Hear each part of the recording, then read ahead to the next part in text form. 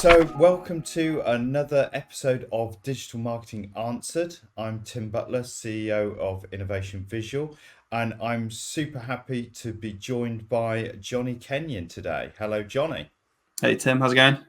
Good, good.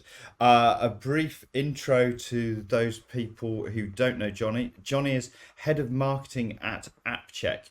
That's a cybersecurity focused on cybersecurity company focused on vulnerability discovery, also management of security issues.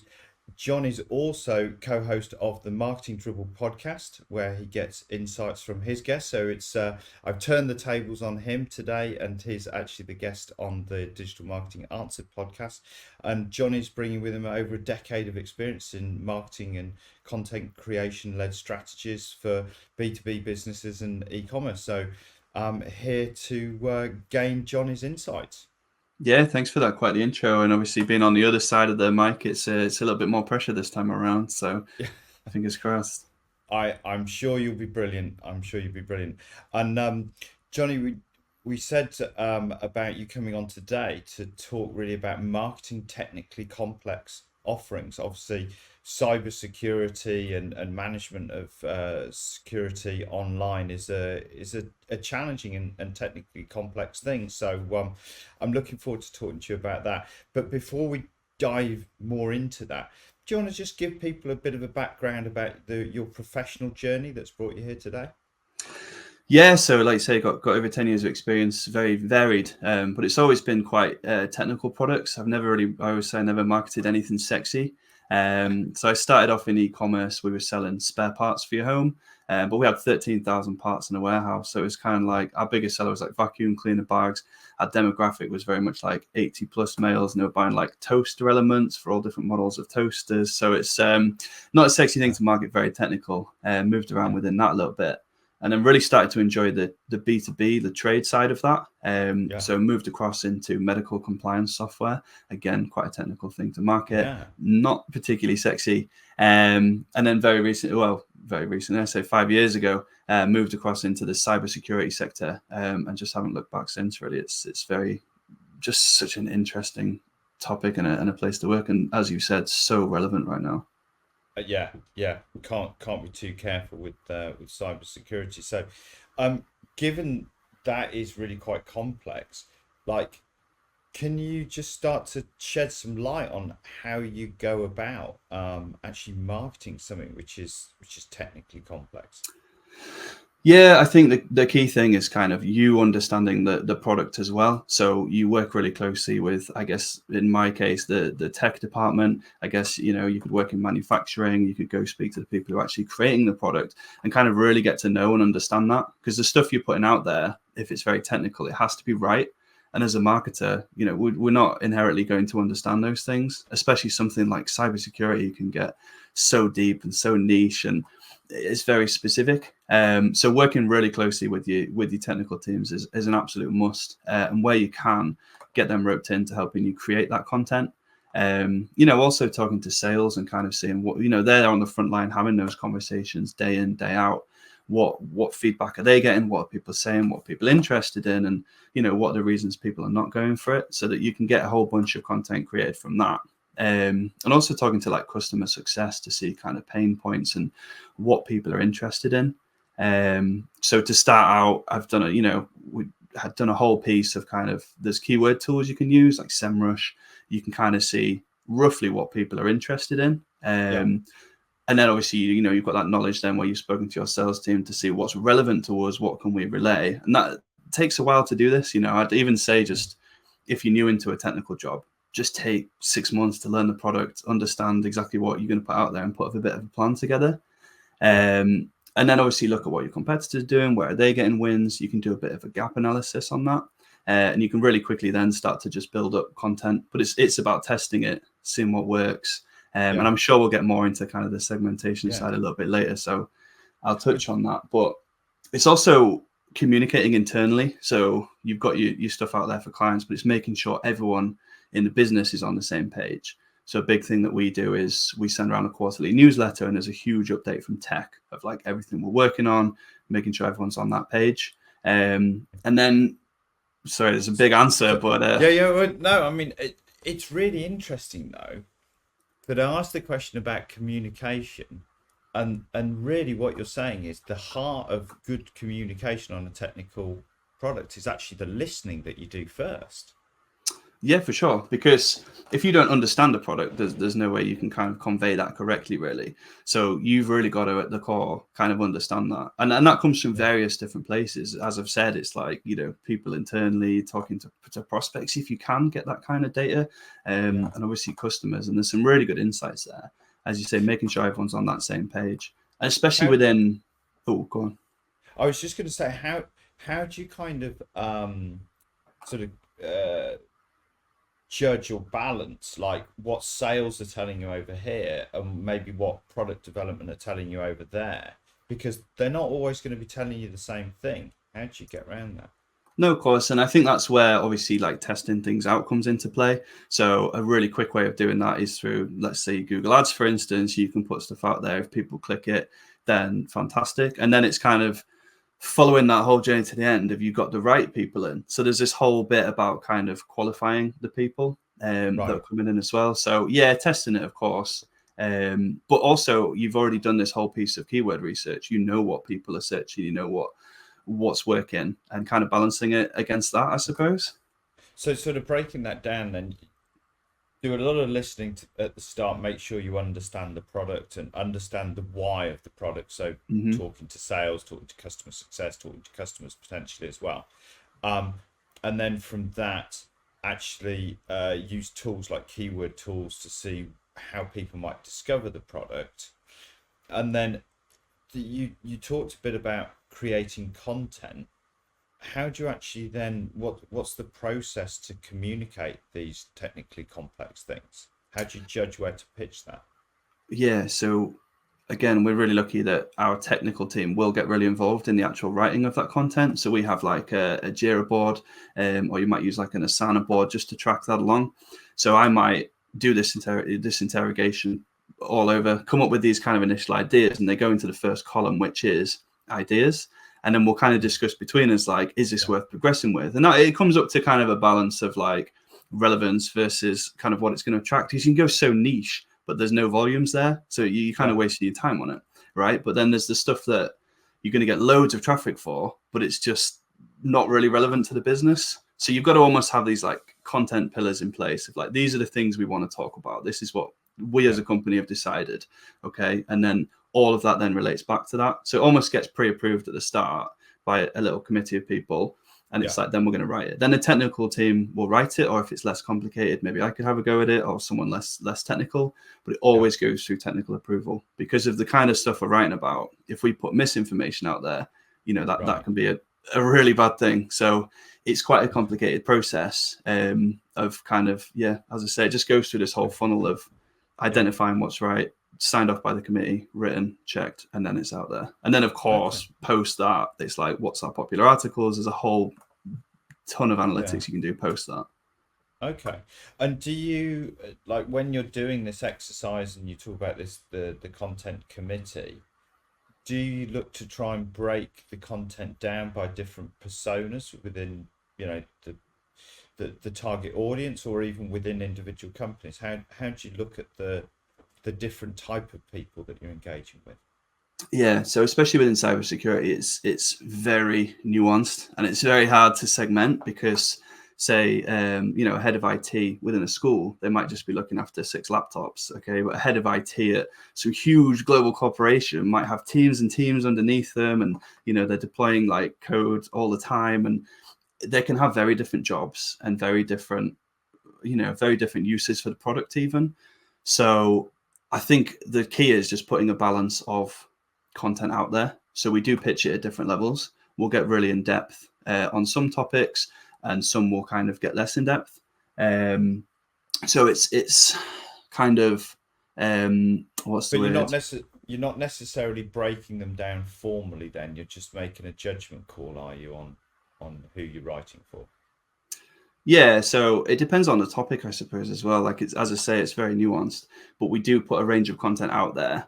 We kind of look at again, because we've spoken to customer success, we've spoken to sales, we know that maybe there's certain patterns and maybe certain sizes of companies or certain industries will say different things. So yes, we might do some really targeted stuff. Let's say within like a regulated industry, we might talk a lot about compliance and we'll put that kind of content out there. So it definitely happens. But I think when it's such a broad topic as cybersecurity, there is an element of you just have to put content out there and kind of see who that then attracts. And then it's like, okay, we'll do more of that. We'll do less of that. Or that really resonated with this, which, is this what we predicted? So it's quite a tricky thing to do. But I think the key is just, understanding who you want to attract. Yeah. And then to a degree, you can tweak stuff for them. Yeah. Do you use tools like HubSpot to actually look at whether a piece of content has influenced revenue in terms of the buying journey? Do you in your business, do you go down that route? Yeah, 100%. And I think some recent analysis I did just showed that like our blog content, our educational content that we're putting out there, it was present in basically like a third of journeys that ended in a purchase. So where people are kind of, coming through our paid ads or whatever route they're taking, that blog content has been absorbed by them. And kind of recently looking into it, I think we'll probably get onto this a little bit later about like the touch points and stuff. I was doing a bit of analysis for our budgets are coming up, so obviously trying to prove out different channels and stuff, and looking at touch points have kind of gone from like when I looked before like 3 to 7 different digital touch points before someone makes that purchasing decision to now like 13. So I think it's absolutely critical to have this kind of information out there, and it definitely will impact all the different channels and routes to market. Well, let's dig into that a bit more then. So what kind of thing are you doing? What touch points are you seeing in terms of this expansion, and what are you doing about it? What can other people in a similar position to you learn from it and they do? Yeah, I think it's hard. Another start, because I've just been recently looking into it, but I think on Cognizant's website, they say like 70% of a buyer's journey is done digitally these days before they'll even speak to that salesperson. So it's almost trying to be omnipresent. I think a huge part of that is not just educating people, because sure, that's great content to have. That doesn't always lead to a sale. It definitely helps build up people's trust of you. But it's kind of, how can we build that trust in other places? So it's looking at maybe third-party review sites. We're quite present on like G2 and kind of building that trust in other areas and just trying to be in as many places as possible, really. And just when they find that information, it's trustworthy. And it's going to lead to them trusting us more as a company. Yeah. So you think that the presence of content in a lot of variety of places builds that trust in people's minds? As long as you're not spreading yourself too thin. I think you do definitely have to identify some key channels that you want to work with, and you can do that and just see kind of where your audience is hanging out. Are they talking on certain forums? Do they use certain review sites to find you? And again, you can look at. You shouldn't always look to your competitors, but you can look at where your competitors have a presence and try and build up a presence alongside them. So for us, it's because obviously cybersecurity, if someone's trusting us with that's a really personal thing to trust us with. So we really have to, I don't know, I've said the word trust about 30 times, but it's so important. So yeah, that's the key thing.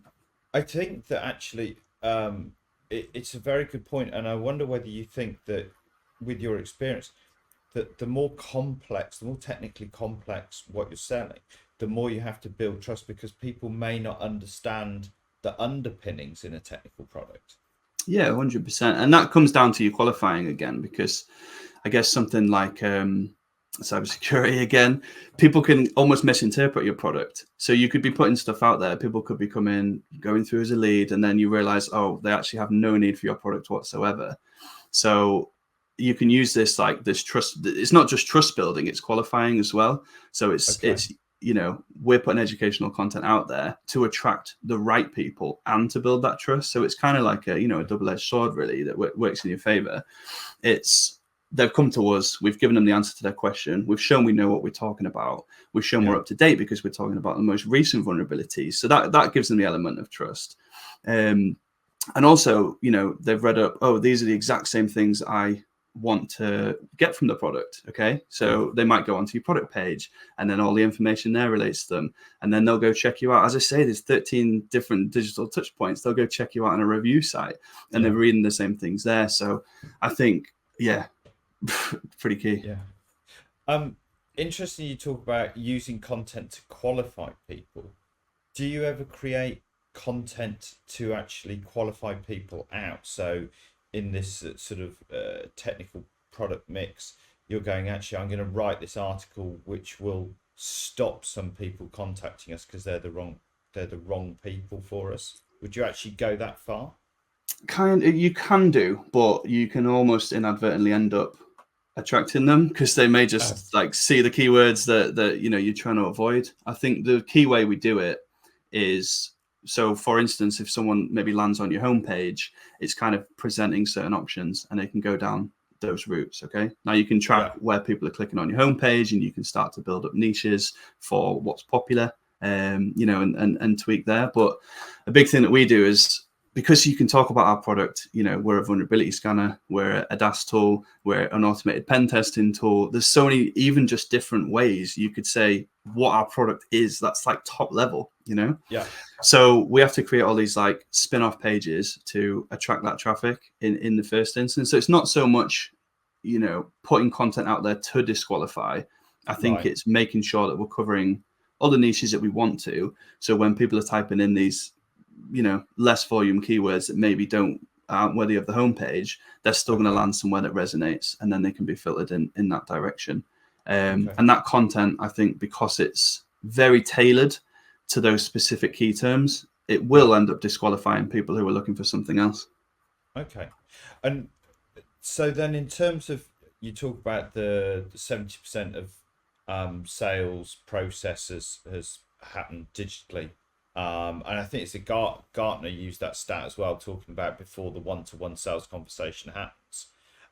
In terms of supporting the sales process, how important do you think that is for technically complex products, to actually, for marketing to still be very present in the buyer's mind? I think, definitely a lot, because basically what we've just said there, you've pre-qualified buyers, so it's not wasting sales time. They have a bit of an idea about, what it is they want to purchase and what they want to probably discuss on that initial call. But again, I think a lot of people, the reason they probably have so many different touch points is because they're going out and they're comparing different softwares. And if you're not present in those places, you're just not going to be ever, those final three. So typically, we get a lot more success than the sales who are cold calling, okay, in terms of our deals converting. They're a lot shorter in terms of sales cycle, because these people, they've done 70% of that journey, and it's almost just handing them someone, look, we're probably down to a final 2 or 3. All you have to do is prove that we're the best, basically. And they have a good idea of our USPs. They've seen that they can trust us, so most of the work, it is done for them. So I think, it's definitely critical to, as it's going back, try and be as omnipresent as possible and be in all these places that they're going to go look before they even submit that inquiry. Okay, that's really useful for our audience to hear about. So, I mean, based on your experience, what are the most critical things that marketers and marketing leaders need to keep in mind when it comes to marketing technology or complex solutions? Yeah, of course. I think one is accuracy, and that's actually in the tagline of our name, like accuracy is everything. And that's true, because where you can build up this trust, you can very quickly lose it. If you're putting incorrect information out there, you're going to lose that trust absolutely immediately. And that's why we have such a strict process in place for kind of looking at what content we're going to put out there. It goes through this whole Jira board of, it has to be pre-approved, it has to be written by someone, checked by someone else, and then I'll have a final check over as well, just to make sure we're putting out accurate information. And that applies to any technical industry, I think. Even something as simple as going back to, when I worked in home spares, if you've got you're talking about an oven element or a toaster element, and you've got incorrect information, tradespeople aren't going to trust you. If they buy that part and it doesn't fit, very unlikely they're going to come back. So it's making sure that your information is accurate first and foremost. Yeah. I think going back to those content pillars, just making sure it relates back to what you want to talk about and those people you want to attract. But most critically, I think you've just got to make it simple. I think a lot of people at the moment are kind of, really trying to get too many buzzwords and keywords and things in there. And it's almost like, definitely for your product pages, you've got to kind of just simplify it. This hyper-simplification is something I'm trying to do at the moment, and just say, this is what we do. It definitely does what you need it to do. Why not give us a go, because we can offer a free trial. And I think because I've done all that pre-qualification, I've done all that research, I've spoken to the teams, I'm in a position where I can be simplistic and just say, I know very likely if you're on this page, you want this. It doesn't always work, but definitely just keep it simple, accurate is the main takeaways. So that's very interesting saying about the ultra simplification, because how do you balance that simplification against setting out your differentiators compared with competitor products? And obviously this would be a challenge that other marketing leaders have. They want to communicate things in a simple way, but at the same time they're trying to differentiate against other people in the market. How does that work? Yeah, I think the blog's a really good place for kind of putting more technical, complicated stuff out there. And if people want to read that, they can do. So when a vulnerability is discovered, I won't get too into the tech side on this because it's more on the marketing.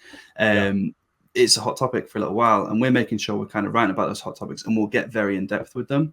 But the place for simplicity is probably your product pages. As I say, people have probably checked you out already. They've seen the competitors, and it's almost like you're differentiating yourself by getting rid of all the noise and just having this crystal clear kind of vision of what you are and what you'll do for them, and solving those pain points. It's kind of like, this is what we're going to solve for you. This is exactly what we do. And if someone's kind of coming onto a page and it's just tick, tick, tick, rather than like a bunch of waffle, maybe this relates, I'm not really sure. I think, that in itself does the job. So that's really interesting. You've talked about the different audiences and creating content for different audiences. Can I ask, what have you done at AppCheck in the way of personalisation and tailoring content to audiences? Yeah, I think a big place that comes into play is with our email marketing. We have a couple of intent tools as well, so we can see where people are showing active intent to buy, whether they're just looking at generally the topic. And again, we've got different intents within that. So we might be looking at DAST or the vulnerability scanning, and we can really tailor the wording of that email to them. And we can see almost like what stage they're at as well. So if they're looking at maybe different comparison websites, we know they're probably further on in that buying journey, and they're looking for direct comparisons of features perhaps. Yeah. So that's like one area where we can really get tailored and use that kind of different language. As I say, it's very tricky in an industry as broad as cybersecurity to just have that personalization, because we could create thousands of pages for all the different terms. So there is definitely an element on site of not being able to do that as well as we'd hope. And there's tools out there now. There's sort of AI tools that will offer almost like a chatbot where you can click on the homepage and it would take you down different journeys and stuff, which we're starting to explore. But at the moment, I think we've got enough routes out there, and we can get quite personalized to this stuff showing intent basically. Okay. You mentioned AI. Mm-hmm. It would be remiss of us not to mention it. Although I was thinking we might actually get we might avoid the AI word on this one, but we should really talk about it. And what's kind of your favorite bit about in terms of how you're using AI at this point? We won't dig into it's such a massive topic, but where are you seeing benefits from using AI in your work? Yeah, I think just streamline stuff, and it's good for just, obviously you've got to pre-qualify everything you put out there, because AI, as you say, it can have certain biases. It doesn't write particularly well, but I use it almost for like idea generation. And in the very early stages, when we're talking about different keywords, if I see, like Google ad a keyword that's come up, I can maybe just pop that into ChatGPT and be like, give me some blog content ideas for this, and it'll spin up a couple. So yeah, it's probably not as embedded as it could be, but we're a 2-person marketing team over here, so it's very hard to onboard new softwares and take on, really get stuck into AI as much as I'd want to. But it's been very useful for sort of streamlining certain processes, or almost just trying to brainstorm with it. Really is kind of as much as I got into it.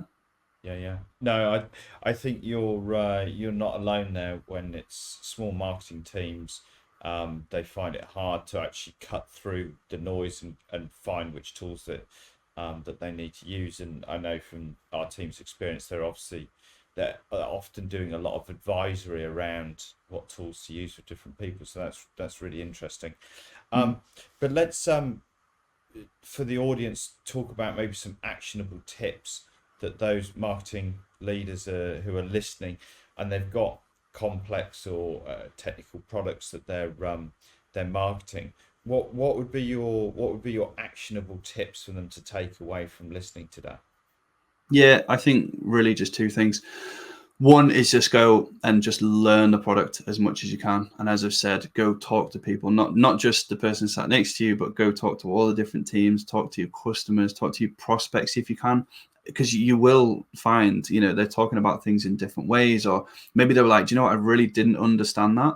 And don't be afraid to actually get stuff and put it in front of people as well. So recently we've just done a technical diagram which tries to explain exactly what we are, which is crazy to try and fit on like one page, because when I tell you the product is, it can be complex. It can be really simple. It can be a click a button, print a report, but it can go so in depth for these enterprise level companies that trying to get all the areas we do on one page is crazy.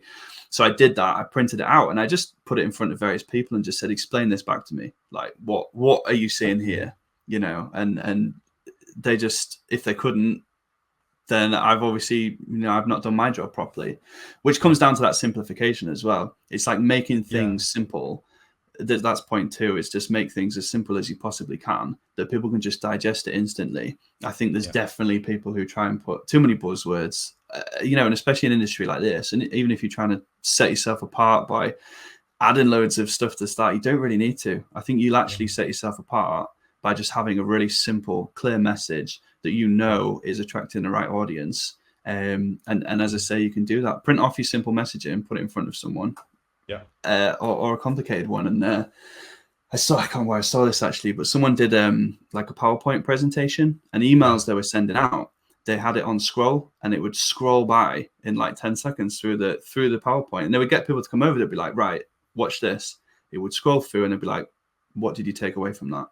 And he'd be like, I don't know, it was just a wall of text. And then they scrolled something else and they'd be like, oh yeah, I actually really picked out these 3 key bits. So I think just simplify what you're doing, learn the product, and you can't go far wrong.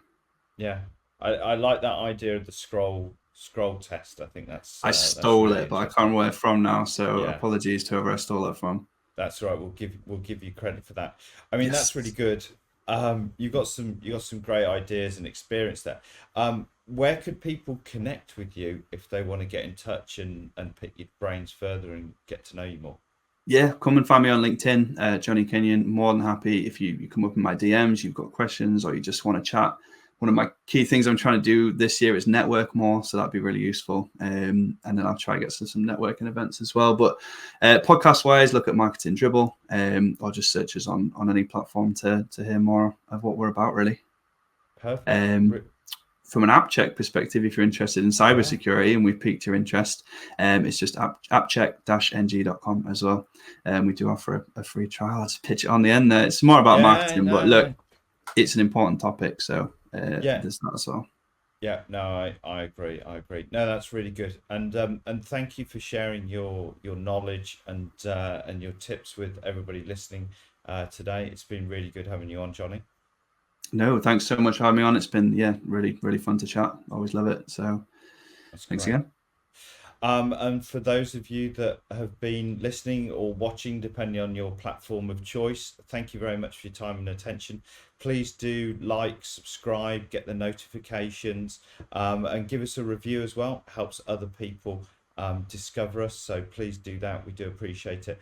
And we do read all of your comments as well, and your feedback. So until next time, thank you very much for listening and watching Digital Marketing Answered.